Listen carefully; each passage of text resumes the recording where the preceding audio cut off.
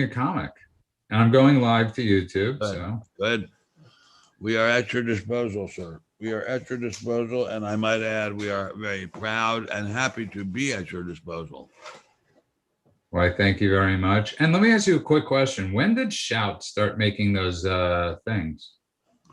I don't know, but it's an incredible product, and I am very, very proud to have Shout in every room of my house.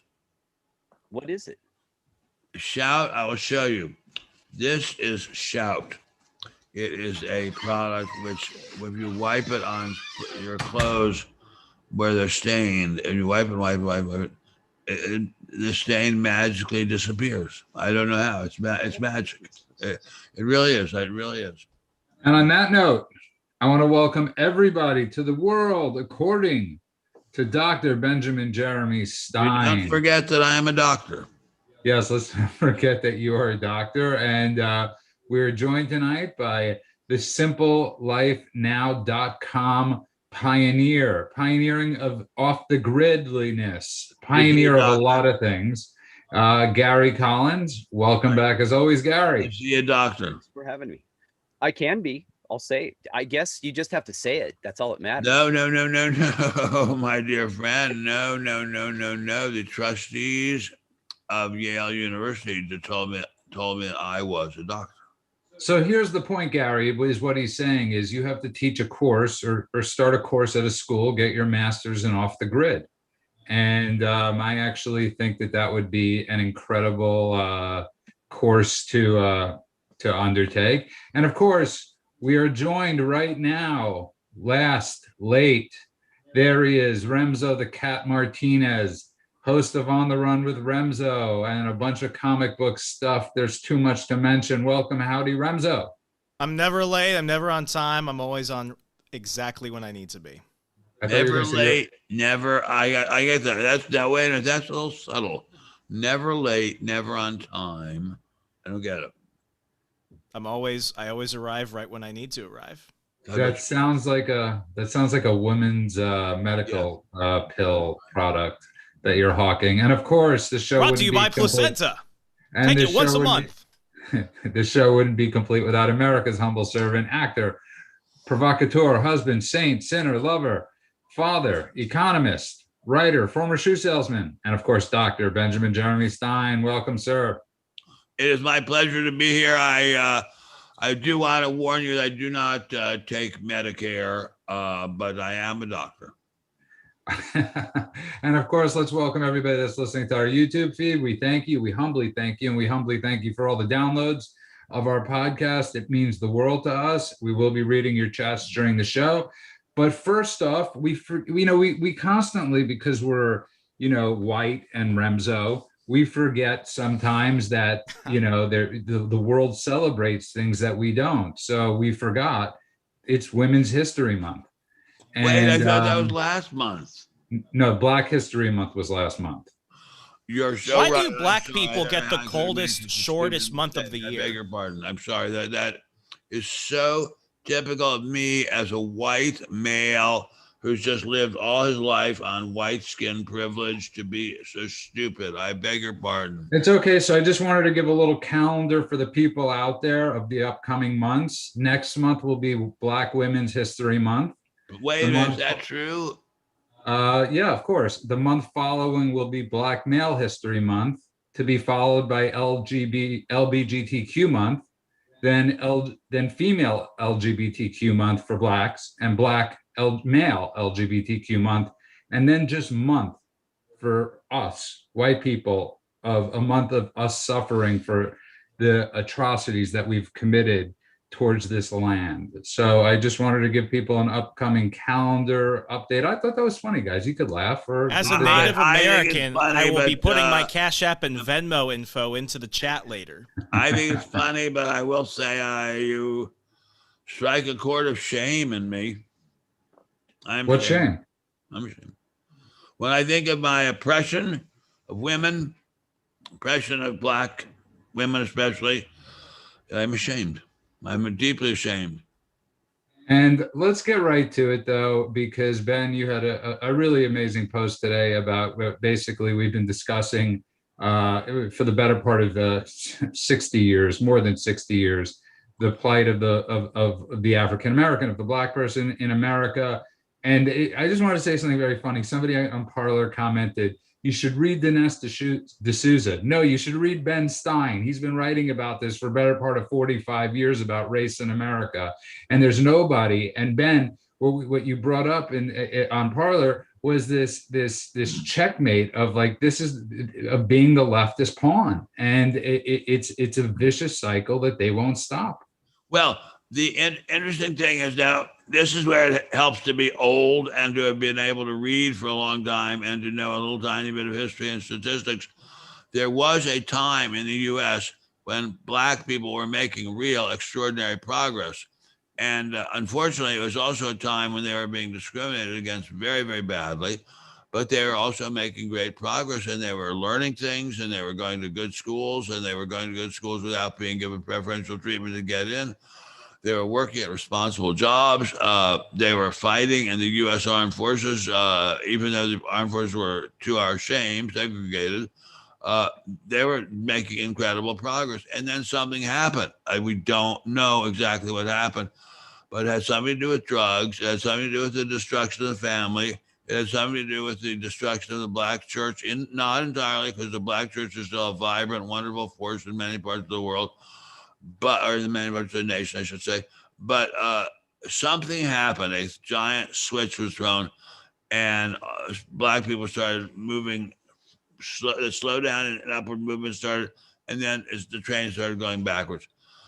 We've got to figure out what that is, what that takes to fix the problem. America's number one not properly used resource is Black men and women. We have a lot of unused oil, a lot of unused coal, a lot of unused solar, but the main resource we have is about 45 million African American people who are not being given a chance to use their God-given gifts to their benefit and to the benefit of the country. And that is because I think the Democrat Party has said, instead of asking you to work and exert yourselves and show the best that you can be, we're going to bribe you. And unfortunately, Black people are as human as I am and as human as everyone else is. And it's very easy to take a bribe instead of working. What say you, Gary Collins? It's very hard to turn down free shit, to be honest. It just is. I mean, if someone came up to me and goes, hey, Gary, you can go to college for free, am I going to go, no? Or if they go, hey, I'm going to give you free food. You don't have to do anything. You can sit at home and not do much. And I don't know any better. That's what I'm going to do. So yeah, it's generational now that we're seeing. But seeing that speech tonight of Biden's was jaw-dropping. I mean, that Gary, was... could you do me a favor? I was not feeling. I injured my leg today, and I was getting some physical therapy, so I did not see it. Could you be so kind as to just give us the highlights of it, please, sir? Like I was saying earlier when we were talking, it was literally a speech of collectivism. If you were listening to the key words, that's what he was saying. He was going, this is socialism, and get on board. And it was very subtle if you knew how to read the words. But he talked about that he was very passive aggressive in the very beginning too, because he was subtly blaming Trump for everything without using Trump's name.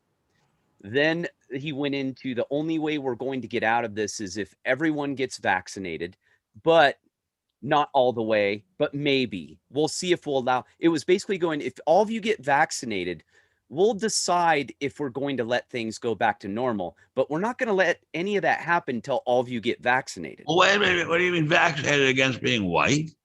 No, it went into all kinds of things. It was a little bizarre. And then he was also talking about military jet fighter pilots or women jet fighter pilots getting uniforms for being pregnant. It was bizarre. Anyone who watched it, I wasn't paying full attention because it was in the background, which probably made it make more sense. It was out there. I don't know if I was just catching it wrong, but it was pretty far out there. It was weird. It was talking about a high priority national item is getting flight uniforms for pregnant fighter pilots. Yeah, That was one thing they were working on, the military. That was a priority, it seemed, right now. Well, I wouldn't think that would be a high priority item. I would think any tailor could do that. Well, that's what I mean. The talking points, everything was just strange. It was bizarre. You mean it sounded like they were coming from a person who's not all there? What I'm most shocked by, Gary, what I'm most shocked by actually is, and I'll go to Remso, is that you actually watched the whatever you want to call it. I would have thought of everybody on the panel, you would have been the last person that would have had the speech on TV. Not judging, but let's go to... No, real quick. What happened was I was watching Tucker Carlson. I was getting ready to watch the beginning of that, and it went right to it. It went right to the speech, and I was stuck. I was talking to you. I was doing some other things, and I got stuck on it. And I was like, I watched about, I don't know, I'd say most of it in pieces. Well, when I was paying attention. Well, that's what the speech was, probably in pieces. But let's go to our token young person, Remso Martinez, to talk about race and how you see it, because you've worked your butt off, Remso. Your father is a military guy. You've worked your butt off to get whatever you have. You've worked 1,000 jobs. What are your thoughts on all this stuff? On what specifically? So now race in America, sir. Why should we make it specific? Mr. Biden didn't make it specific. Why should we make it specific? Why do we have to make it specific? Just say whatever's on your heart. Because if I look like I have dementia, then that makes me really look bad. But I mean, I grew up in a small town in Arizona. My mom and my father, they weren't even born in the mainland United States. My mom was born in a military installation outside Seoul, Korea. Her parents were a mixed race married couple when that was just a very rare thing. My grandfather was from Michigan, and my grandmother was a Korean War refugee. And then when you look at on my father's side of the family, his mom, ironically, was from Michigan, came from German immigrants in the 1800s, and my grandfather, my father's father, is from San Juan, Puerto Rico. So I mean, I've always had a multiracial, multi-ethnic, multicultural family.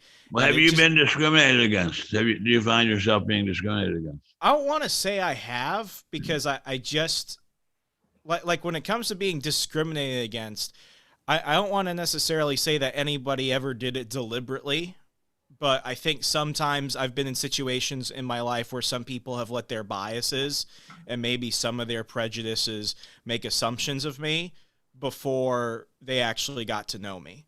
Because, this is actually kind of funny. I can't get into too many details, but, back in 2020, I was in a situation where I was discussing some legal action regarding some business affairs, and I was going to take it up to potentially a federal case. And my attorney was like, I just want to let you understand that you're going to be given a lot of the benefit of the doubt because of your name, but the moment you open your mouth, you're going to have a problem. And I said, why is that? And they said, well, because it's because you sound white. And I'm like, please explain to me, how is somebody with the name Remso Martinez supposed to sound? And she just got quiet and started laughing. And I thought that was a rather funny situation. But I mean, growing up around the country, I moved around all the time. It was always kind of funny because depending on where I lived, people always saw me differently. When I was in Arizona, I was part of the white family because you could very much tell who the Mexicans were, who the Hispanics were. Growing up and moving around Midwest, that's where it kind of got to change because there was nobody with a Latino last name. And then I moved out here to Fairfax County, Virginia in the mid-2000s. And it was it's a very diverse metropolitan area. People from all over the world are here. And people would see me and they really wouldn't understand. What am I? Where am I from? What are my parents? So I will say it's always come from a point of confusion because everybody wants to naturally put people in a box. And when it came to me specifically, it was always a different box. It's never been one thing or another. Are you now, or have you ever been a victim of systemic racism?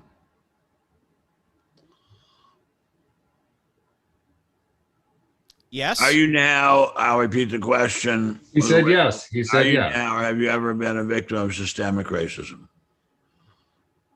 I will say yes. I don't want to necessarily get into that specific situation, I will say that, I have seen it from the other side of the tracks, and it's not always that fun. And while I definitely don't believe that America is an inherently racist nation, I do believe that when it comes to certain parts of our society, some people, depending on where you are, depending on how you look, are treated differently than others. And I'm not saying that from the white angle. I lived in a small town called Marion outside of Selma, Alabama, where all of the law enforcement was black. And without getting into too much detail, they weren't very fond of the white cadets at the military school in town. Now, could I say it's because they were specifically targeting us? No. They arrested plenty of black people in town. Will I say that it was sometimes just what they wanted to do when they had fun? I'm sorry, when they wanted to go have fun and mess with people? Probably.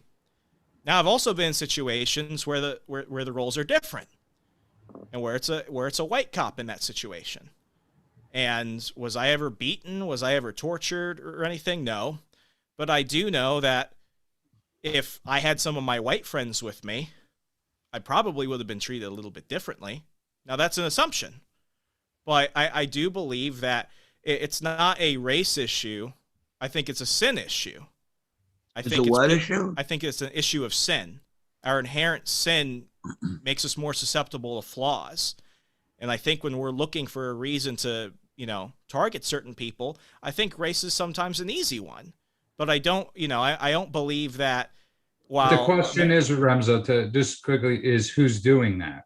Well, I want to know specifically what you mean by being a target of racism. I mean, when I was a young man, I'm, as I've said many times, by far the oldest on the panel.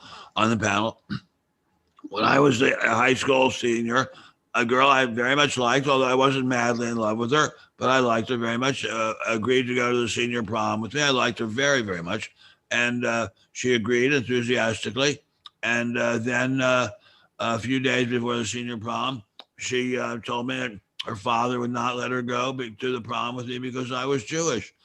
And I went, I was a ballsy guy. I knew she was involved in a certain after school activity. I went over to her house and I talked to her father and I said, sir, I don't get it. I'm an American. I was born in America. My parents were born in America. My grandparents were born in America.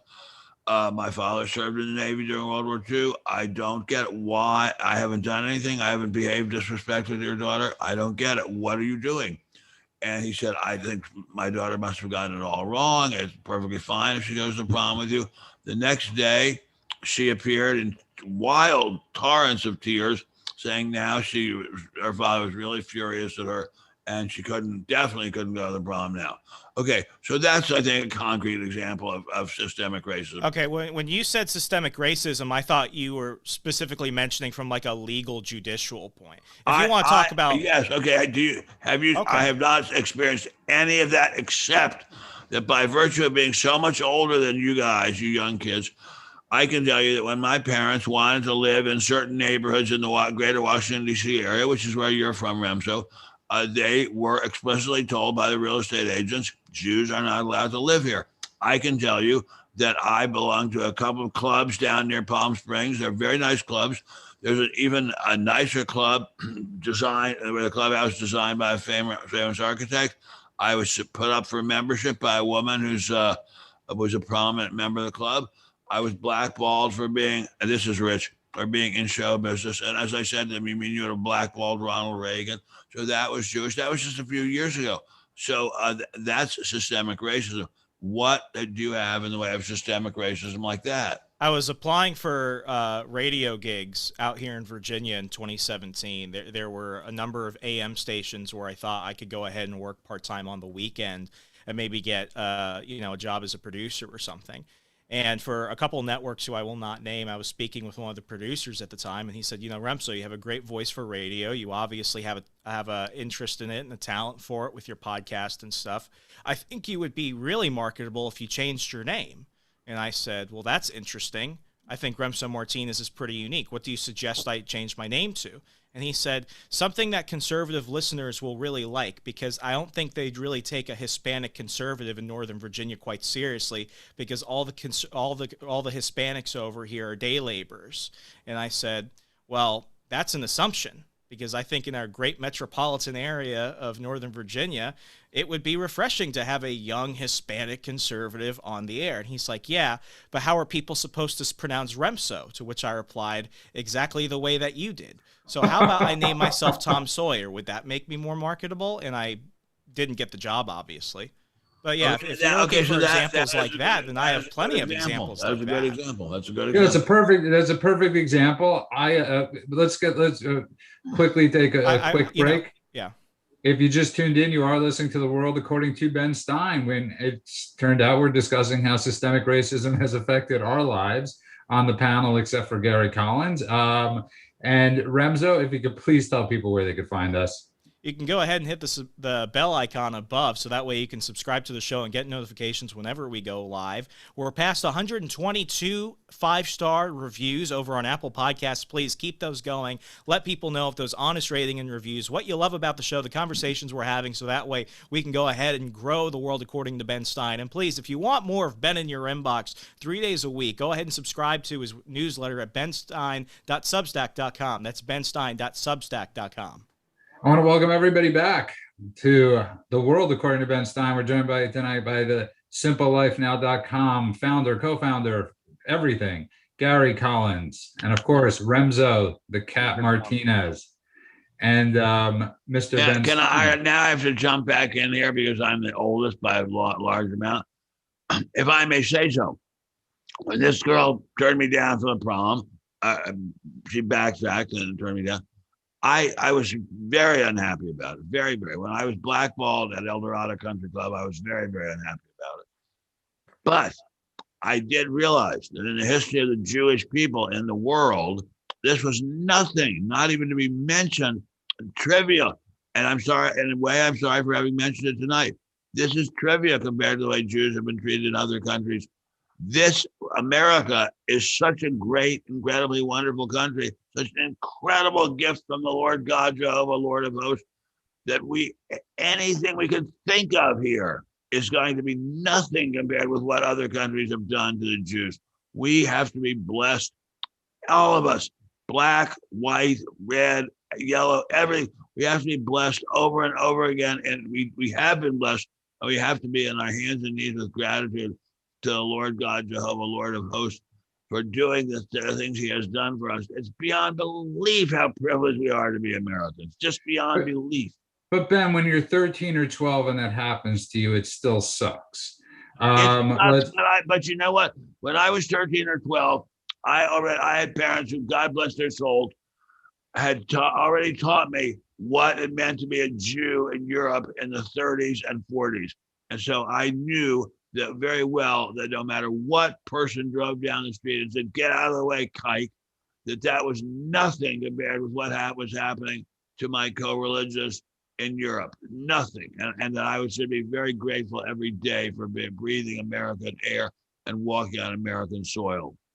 So let me ask you a question, Gary, because you served in all forms of government for over 20 years. Did you notice racism going on? Did you notice these things? I mean, what was your perspective? I hate to say not really, because racism exists in many different forms, to be honest with you. And I got a good story for you, Ben. When I was growing up, I used to say, or my friends would say, Gary likes the spice. I liked Mexican women. I liked Hispanic women. I liked to date them. They were my favorite. Why are you giving a thumbs up? You're a guy. Well, I'm just saying he's got good taste in women. Yeah, no, I think all women are awesome, but I'm just saying. Yeah. But I had, that was my thing, and it still is. But I dated more than a couple. This happened more than once. I would be dating a Hispanic girl, and it would be getting more and more serious. And I'd finally go, hey, she goes, well, I'd like you to meet my parents, but I can't bring a white guy home. Oh my God. I kid you not.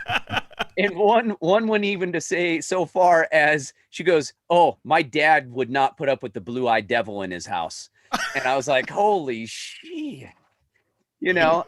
And so it goes both ways. And they were I never went to their houses ever. It ended. I never was allowed to go and meet their family. So it And could go Gary, both that's ways. a very that's a great story, and it's a great series of stories. But compared with having the Nazis knock you down on the street, smash your brains out, send you to a concentration camp, and then work you to death or gas you, that's nothing. That's nothing, nothing, nothing. I mean, we have the privileges we have as Well, Ben, he wasn't, Americans Ben, of in his any race are defense, beyond belief. No, I was just saying it. Ben, it in can his go- defense, he wasn't comparing him. He was just saying and how, I know I know Gary to be a man of and extreme talent. and here's the thing. It is really a gut punch, Ben. And listen, when we were all younger, we used to see Sally Struthers, right? Like for 22 cents a day, you could save a kid in Africa. And my mother, who would make chicken, or we always had chicken every night. I was complaining, not thinking about the kids in Africa who were starving, because it didn't make me feel any better. And she would always go, "Well, their kids starving somewhere else." It never made not liking chicken and eating it any better. So when you're going through something, when Remso is being denied a job, which is mind-boggling that any conservative station would turn down a young Latino man like Remso, Incredible. is incredible, because I would think that would be the number one person they would go after, is somebody like Remso. That's mind-boggling, Ben. And I got to tell you, I agree with you, Ben. Nothing we face is as bad as the Civil War, as Nazi Germany, as any of these things that are going on. The problem is right now, when we're going through it, or you're going through it, it's still a gut punch. Look, people look at me, they see the glasses, they hear my name, they assume automatically liberal, right? So as I'm on these dating apps, Ben, as you know, and everybody knows, is I constantly am getting rejected for my beliefs. I'm constantly being, they like me because they profile me as a liberal. I look like a liberal, Ben, but I'm not. And I'm not comparing this to the Auschwitz or the camps. It's still a gut punch to be rejected for something you are. It's a gut punch. It's a very small gut punch compared with being lined up against the wall and shot. Okay, but Ben, compared to everything, that's terrible. But like that, I mean, I'll let you go, Jude. I think I was go ahead. Go ahead. But no, I mean, if we compare everything to that, then it's ever really hard to complain. And I don't want to say that I've gone around bringing it up. I really don't talk about this type of stuff because, one, I'm not necessarily the most comfortable talking about it often, and secondly, I mean, I try and be a bit more stoic in my outlook on things. My thing is, there are assholes in the world, and there's everybody else, and I'm going to encounter them. Absolutely. I do want to say, America doesn't have it as part of law. That's the key thing. It used to be part of law. That was terrible. It used to be in the law. Now it's not. That's an incredible triumph. Incredible triumph. Multiracial marriage was illegal in Alabama until 2000. In Virginia, it was illegal until fairly recently. Yeah, Loving versus Virginia. Loving v. Virginia. Yeah, that's why we say Virginia's for lovers. I just want to point out, because I was laughing a moment ago when Gary was talking. It may have looked like an awkward time. I was reading a comment, and I never really look at the comments, but I did this time. I got something that caught my eye. Now I think Remso would do well regardless, known as Remy. I thought that was funny. That's funny. Remso Martinez. Gary wanted to jump in. Go ahead, Gary. You look like you wanted to say something as Remso was speaking. It was because that's part of the problem, though. If we keep comparing things to, firing squads and all that, just kind of boils the rhetoric, and we start getting out there. In America, we have problems, but we do not really have systemic racism. We don't. Right. Oh, I will say this. Racism, if we want, absolutely. Yeah. If we want a big example of systemic racism, affirmative action is government-sponsored racism. Absolutely. Or how about the Congressional Black Caucus, in which you're a member of the most important legislative body in the world, and you have to be black to be a member of it. A white Jewish guy sued to be allowed to join it, and a judge said, no, the blacks can't keep you out if you want. That's systemic racism. Nobody says a word about it. And so there is systemic racism, but it's not aimed at keeping the blacks down. Well, there's all black colleges, all female colleges. Could you imagine if it was all whitey college? Can you imagine That on my wouldn't go well. computer screen almost every day when I flip it on, they say there's an ad saying buy black, patronize black businesses. What if it said patronize white businesses? People would go berserk. We got to get past this. It's a friggin' skin color. Yeah, and that's the point. And that's really the. Yeah. No, you raise a great point. Let's get to this though. This is what I teach, and this is what I say and what I do. You're either a good person or you're a bad person. That's it. That's how I judge people. I don't give a shit what you look like. I don't care what color you are. I don't care. If you treat me like shit, I'm going to treat you like shit back. If you treat me well, I'll treat you well back. If we live by those principles, this isn't even, we just blow right past this. Problem is our government right now is trying to divide us, and they're trying to do this on purpose. And if once we combat it and say, you know, enough's enough, you get to where you are on your own merit. Do some people get born in the dugout? Absolutely. Do some people get born on third base? Absolutely. You can bitch about it all you want. It's not going to change the fact you're born in the dugout or you're born on third base. It doesn't matter. You just got to figure it out. Absolutely right. But this, I think what we get to tragically is that the Democrat Party has made this, I think, either their key talking point or one of their key talking points is to try to divide us up by race. Absolutely. We worked so hard as a nation, so many people sacrificed to make sure that people were treated on the basis of their character and not their skin color. And now the Democrat Party is trying to reverse all that, throw all that progress towards equality into the trash heap and treat everybody on the basis of race. Very much like South Africa before the end of apartheid. Very scarily like it. Well, they're following rules for radicals. That's exactly what they're following. Accuse you of doing what they're doing. That's one of Salinsky's rules for radicals. They follow it to the T. They're saying you're a racist when they're being racist.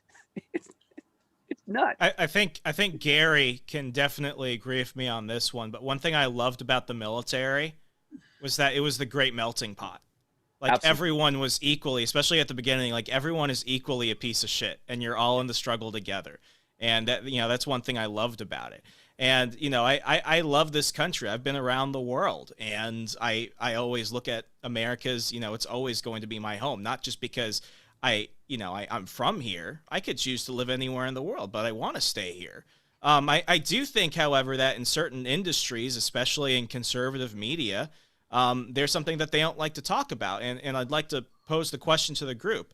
Can anyone name a single Latino conservative commentator whose gimmick is not talking about drugs, crime, and immigration?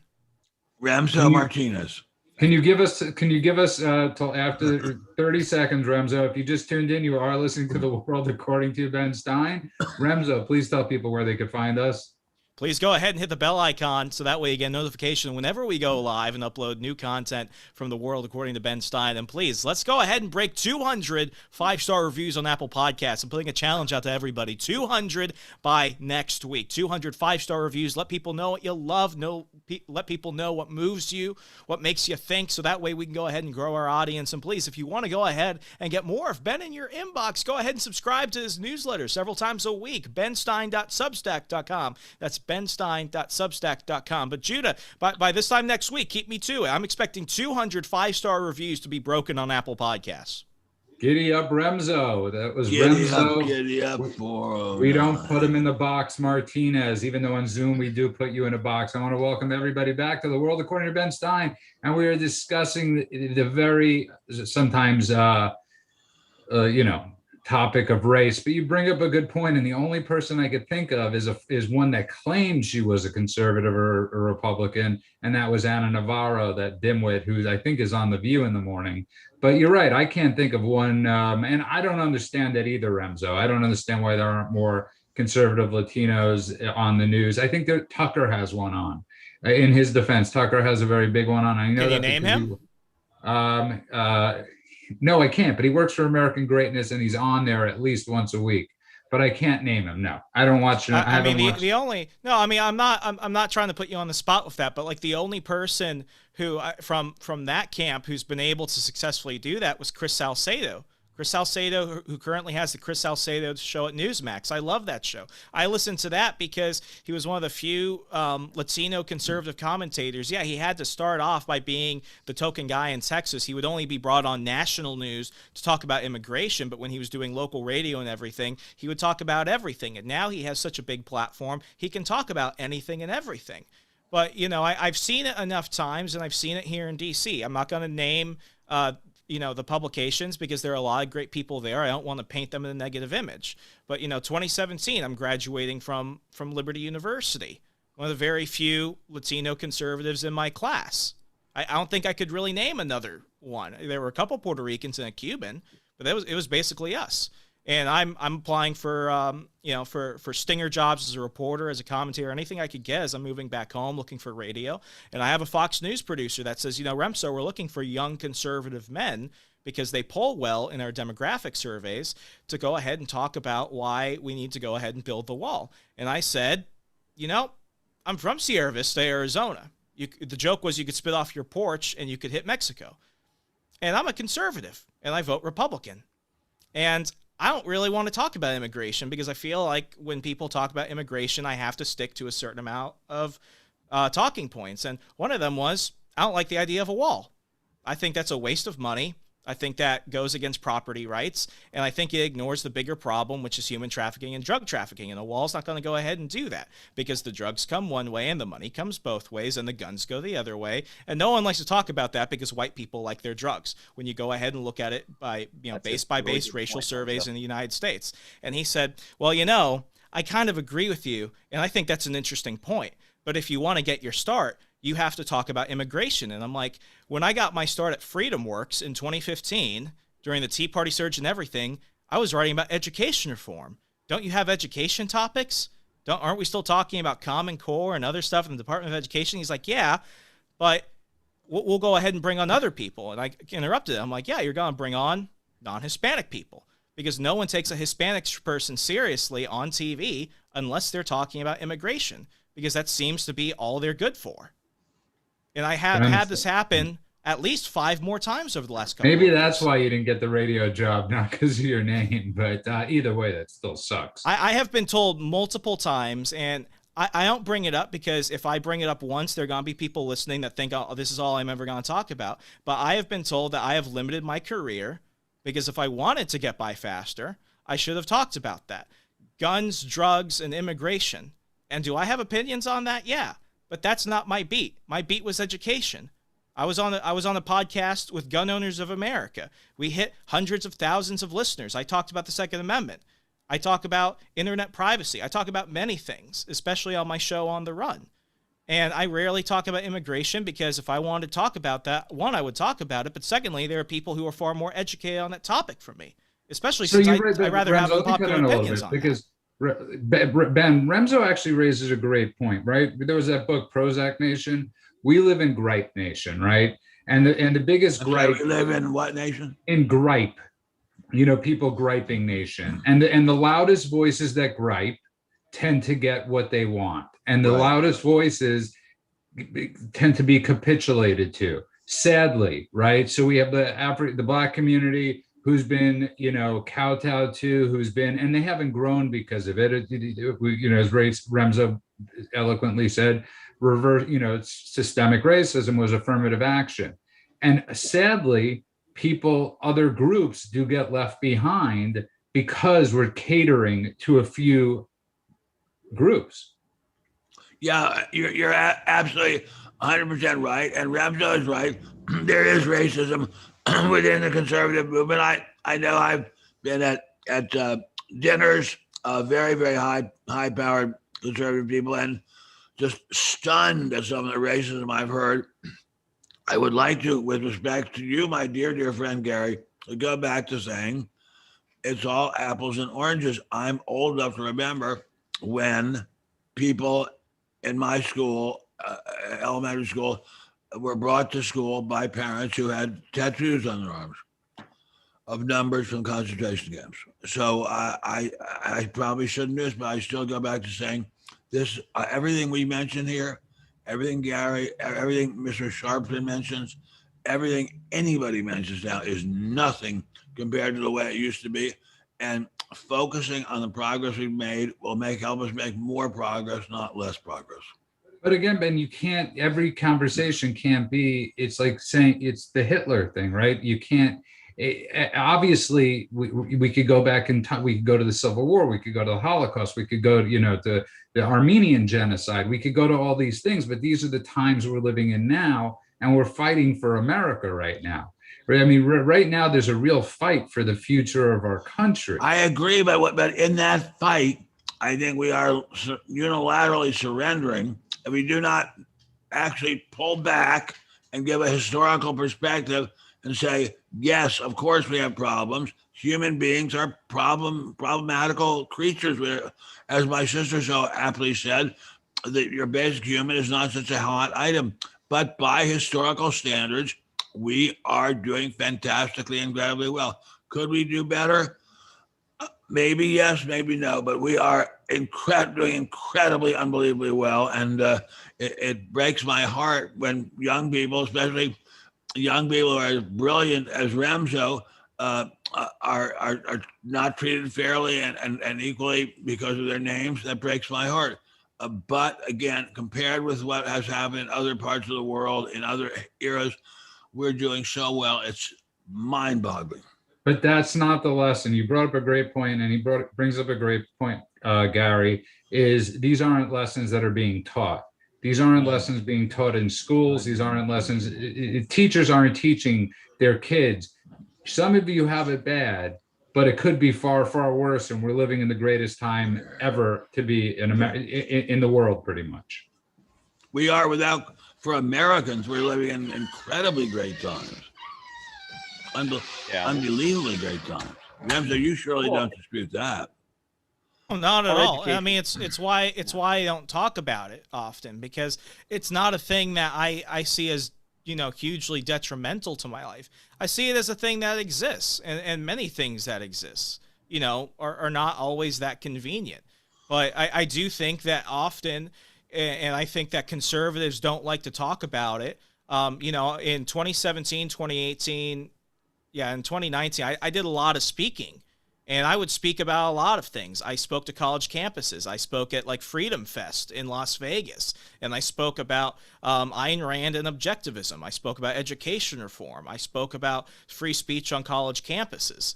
And the thing is, I was the only Hispanic speaker doing that was not talking about immigration. And in a way, I saw that as a great opportunity, because I could show people that the stereotype that if you're a conservative and you're Hispanic, that's all you need to talk about. That's all you're good on.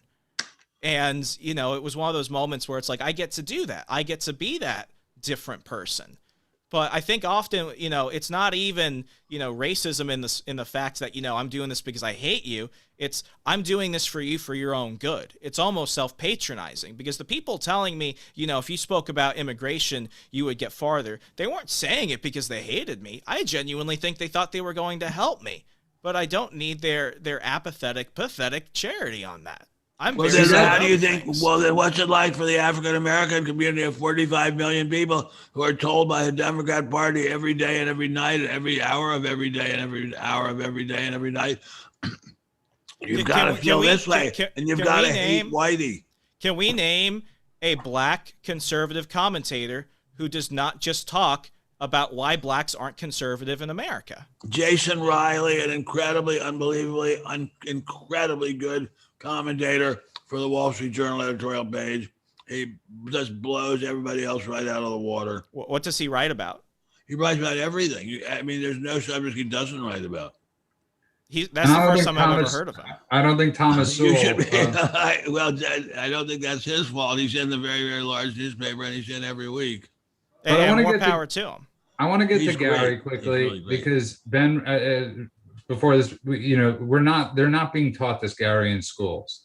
No.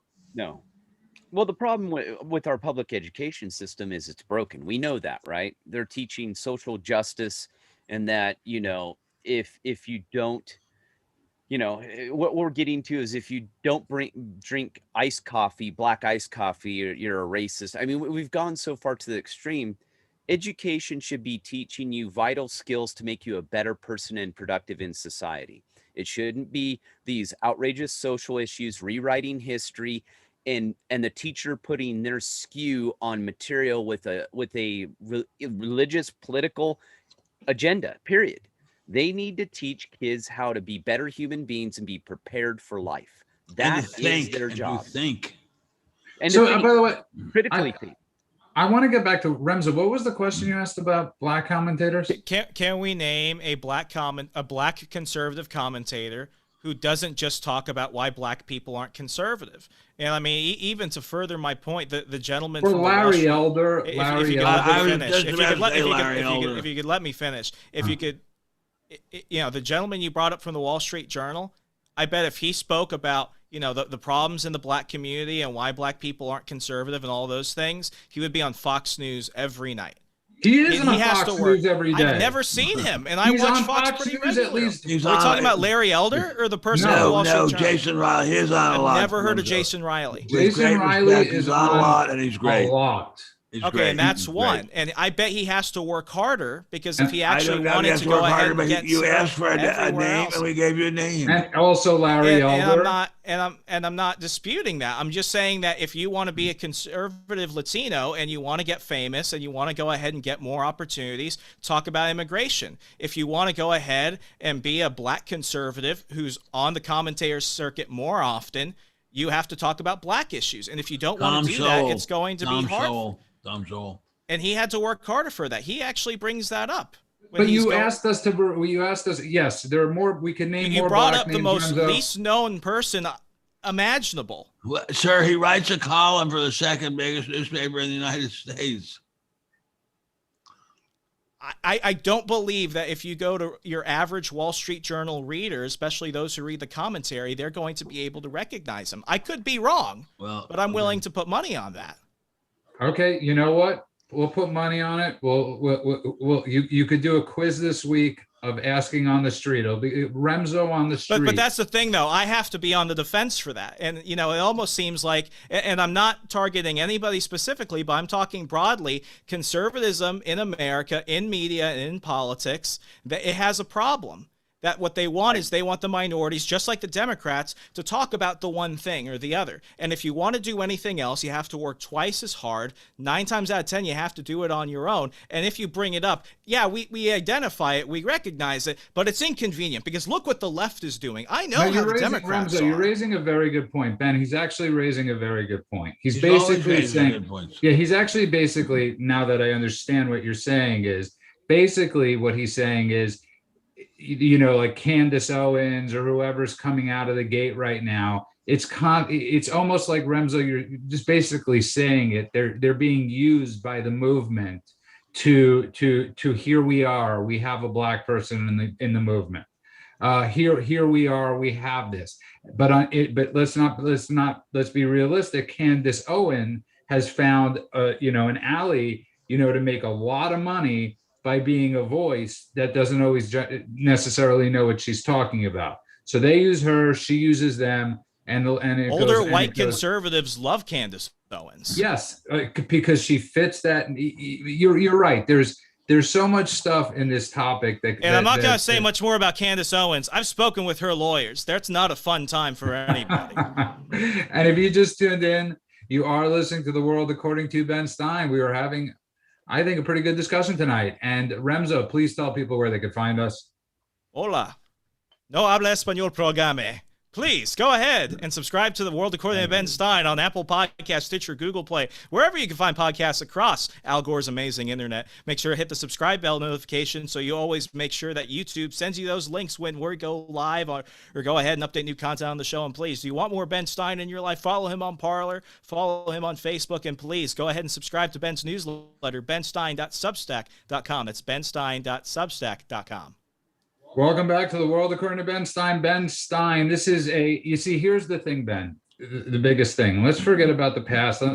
This is a topic that nobody really wants to delve into. Nobody wants to delve into why our school systems, like Gary is speaking about, is broken. Like we brought up a couple weeks ago, the proficiency rate. Where was it in Baltimore, where it was 0.13 per? It's beyond belief. It is so bad for African Americans. It's inconceivably bad. No one would have dreamed it possible. And I think, Ben, nobody really wants to get conservatives are scared to death to raise this issue. Liberals don't raise this, leftists don't raise this issue because this is a money-making issue for them. So we're constantly in this stuck place in this country where Ben, 60 years ago, they were having these conversations, and we're still here 60 years later. I mean, Ben, how do we get past? Is there getting past this? Well, we can approach it from really basically two different ways. Why are Black people doing so badly in school and at work and in other places? And you can say, well, they're genetically less able or you can say there is something in the society which is keeping them back. I worked for quite a long time with a number of Black people, and I don't believe they're genetically less able. Some of them were startlingly able, and so that's I just don't believe that's the issue. Yes, absolutely, the school system is broken. How do we fix it? I don't know. I think it was my very dear friend over here, Mr. Judah Friedman, who said they should wear uniforms and they should, be given free lunches and breakfast and so forth at school. Absolutely.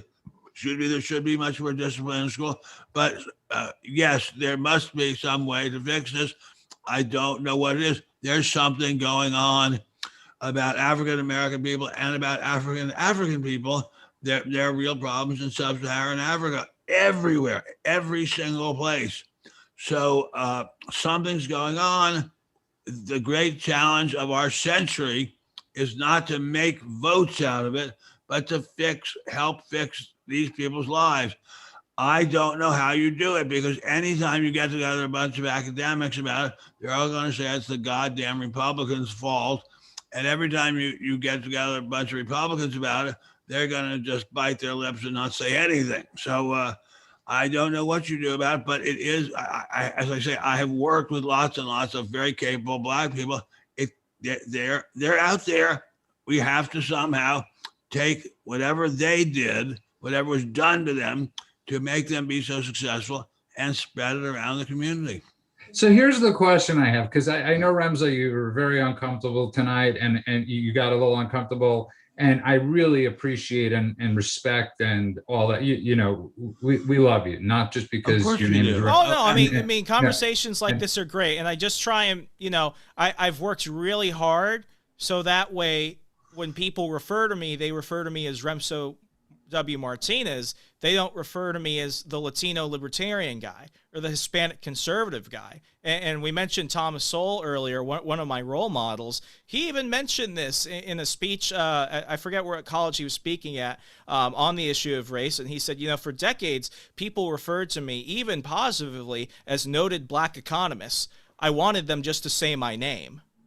You raise a great point. But what I was going to get to, Ben and Gary, is, as uncomfortable as Remso is in speaking about this, and as uncomfortable as Ben is in speaking about this, and Gary likewise, why isn't the Black community squeamish about constantly being pandered to? By the way, I'm not uncomfortable about talking about it at all. I love this country with every corpuscle in my body, and I want this country to be passed on as great as possible form to my granddaughter Coco. I would like very much to see the world of Black Americans improved very, very dramatically, and I think her life will be better too. So I'm not uncomfortable. No, that wasn't what I think we need to talk more about it, not less about it. But here's my question. What I was saying is Remso, not you, Ben, of course, but Gary, as uncomfortable as this is, and Remso was talking about being pandered to by being the speaker. What is it how could you not be squeamish about being pandered to? Wouldn't that make anybody uncomfortable? It doesn't make when I was applying to being I was asked talking to to apply to join El Dorado Country Club, various people from the club would come up to me and say, "Oh, you probably think you're not going to get in because you're Jewish, but that won't be a problem. We'll let you in." And I remember saying, "I went, ha ha, fat fucking chance." But I didn't feel uncomfortable about it. I just thought to myself, God bless these people. They're children of God, and as we say in the 12 steps, they're spiritually sick, and we will just try to pray and hope that they get better. Okay, Gary. I got nothing to add to that. I've never had the money to apply to a country club, so I don't know what that's like. The country club to me is redneck weed whacking, and that's what, or redneck lawn mowing, and that's weed whacking your weeds. That's our lawn. But yeah, I mean, I think all people come to a crossroads of people treating them unfairly. Does that mean that I understand Remso's position? No, I'm not Remso. I don't know. All I can do is sympathize and try and understand where Remso's coming from. That's the problem. No one's doing that. We're victimhooding everyone. We're saying they're a victim. You don't understand. Out. That's it. There's no debate. There's no trying to come to a middle ground. If you talk about it and we have these conversations, you start to understand. Why is the left and right not having these community events in poor Black neighborhoods? And hey, what is the problem? What do we need to do beyond giving you free stuff? What can we do to better your plot in life? What do you need in your neighborhood? What policing? Beat policing worked forever. Yeah, Gary, I love you. I love you, Remso. Of course, I love Judah, but that doesn't work. It has to be something beyond that. I mean, no, I think Ben, something beyond that. There were great geniuses who grew up as slaves, and they managed to become articulate and literate. Ben, this is where I have to disagree with you a little bit, because Trump got a lot. I would say more of the Black vote than any conservative Republican in ages, and more Hispanic and Latino, because he was willing to go in a little bit more than the rest of them have. And Trump never really put minorities in boxes. That's something I'll credit him to. We love Trump. I would have very much liked to see him have another 4 years. And I think he could have accomplished something, but no, instead they put the Black people back in their cages of pandering and contempt. That's what the Democrats did, and that's what Democrats do. Right, but what Gary was saying is, why aren't more conservatives following that lead, right? With Tim Scott's program in South Carolina, by trying to say, screw it, I'm going to go to a Black church and speak, right, Gary? Or just go to the Black church. You have a lot of conservatives who talk about the border. Remso's totally right. They talk about the border all the time. Half these 90% of these ass clowns have never been near the border. They have no idea how the border functions. They have no idea how the cities work. Anyone who understands, I worked at the border. I worked and dealt with immigration early in my career. It's way different than most people think how it works. It is vastly different. And that's the problem, is we have a lot of talking head pundits who don't know their ass from a hole in the ground. We need people who actually know what they're talking about topics. And I agree with Remso. The Conservative Party has their talking points. The left has their talking points. And that's all we get. No one talks about anything else. And the fact is, for me, as more of a libertarian-based mindset, I would love to hear Remso talk about other issues on a conservative program. That's what I want. We're not getting it, though. Well, he does it here. I've never heard Remso one time bring that stuff up, and that's what I love about this. And to answer your question, Carrie C in the chat, no, Jews didn't start out having our own clubs. We had to build our own clubs in the Catskill Mountains because we weren't allowed in other clubs. So that was a big reason why we have how the Catskills was formed, in a sense, was because we weren't allowed into other places.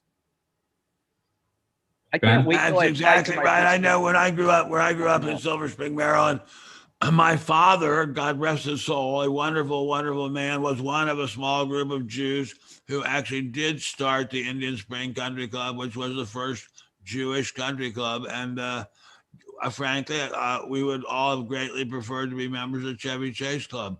No, not going to happen. Right. And we still have a golf course, 2 miles from us that doesn't allow Jews. I mean, it's less than that. I don't think it's even a mile from us that doesn't admit Jews. The Los Angeles Country Club, the Los Angeles Country Club in Beverly Hills, where probably 90% of their neighbors are Jewish, as far as I know, maybe takes 1/10 of 1% Jews or 1% Jews.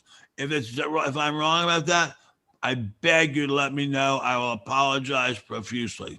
Which I guess gets to the bigger question. I wish we did have more time because it goes to the next question. I tried to bring this up with you, Remso, before, and everybody, is that everybody, the gripers have the loudest voices. And I don't care if a country club takes me in. I would prefer they not take me in than 2 of us or 5 of us, Ben, so that country club could build a parking lot like the Jonathan Club did.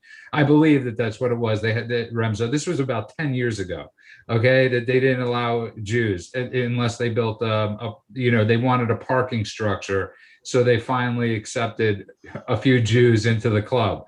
And I'm not griping here. And I think part of the problem is sometimes those of us that are struggling, like you, Remso, I wish you were louder. I wish I had known that story about that radio station 3 months ago, Remso. Not that I could have done anything, but that really upsets me. And I got to be honest with you. But look at the passion that came out of Remso about this. And if we could just get that passion to work all the time on every issue that Remso is interested in, I think we would be a so much richer show and a so much richer country. And I think it's great. I think that's why tonight's show is the best show we've had, because Remso spilled his guts. And I think it's miraculously great. Yes. And Remso, somebody, and Carrie, yes, the Catskills were great, and Dirty Dancing. And I grew up going to the Catskills. I was at the tail end of it. It's one of my favorite parts of my childhood, was going to the Catskill Mountains. And I'll always joke, you would ask a Jew, you would ask the people, how was the food? And they would say, oh, there was so much. And you would say, but how is the food? Oh, there was so much. And I was like, that's not, and you can never, it was always just so much. And Ben knows this, there was just tons of food. It didn't matter how good or bad it was. There was just enough for everybody. And, but Remso, somebody asked if you could, as we're closing out, if you could do it in a Telemundo sort of, soap opera. If you could tell people in that soap opera accent. So racist. My God. Wow. It doesn't make it better that my first job was as a sports announcer. No, the last one you did it in Latino. That's why they wanted you to do the Latino soap I don't opera. speak Mexican. In fact, I don't even think I said that correctly. We love you, Remso. You cannot make us stop loving you. Sorry, can't do it. Anyways, we're closing out. Remso, please, in any accent, please tell people where they could find us. Apple Podcasts, Stitcher, Google Play, Audible, anywhere you can find podcasts across Al Gore's amazing internet. And please follow Ben across the World Wide Web on MeWe at Ben Stein, Parler at Ben Stein, and on Facebook, The World According to Ben Stein. And if you need more Ben Stein in your life, because I haven't said Ben Stein enough, benstein.substack.com, benstein.substack.com. That's Ben Stein, Dr. Ben Stein, the Jew. Gary, please tell people where they could find us. Where they could find you. thesimpelelifenow.com, and make sure to subscribe and like my podcast too. I just renamed it to The Simple Life with Gary Collins because it makes more sense named that way. Just throwing Hey, by the way, Gary has a ton of courses out on how to finance your off-the-grid house, how to look for your best location. If you're like me and you want to get away from urban populations, so that way the next lockdown riot occurs, you're safe, go ahead and use promo code REMSO10. That's REMSO10. Save 10% off at checkout. Everybody's selling themselves. We're just pitching away. We're pitching. Larry support a young Latino. Larry Klayman's become the whatever the word I'm looking for. But Ben, the show would not be complete, of course, without America's humble servant. You can find them on Parler at Ben Stein, and of course his columns at spectator.org. Ben, would you like to sing us out tonight? My mama said when a boy kisses a girl, you take a trip around the world. Hey, hey, I know I've done this before. Hey, hey, hey, hey, talking about boys, yeah, yeah, boys, yeah. I'm not gonna sing any more than that. I'm a little hoarse today from yelling at the slaves on my plantation. So I can't really sing the way I'd like to. Oh, Okie dokie. I love that. And on that note, I want to thank everybody for listening to The World According to Ben Stein. We will see you back for our Saturday night special. Gary, hopefully you'll be there. Remso has a life, he says, so I don't think he will be, but we will be seeing everybody soon. Thank you for listening. Have a great night, everybody. Thank you.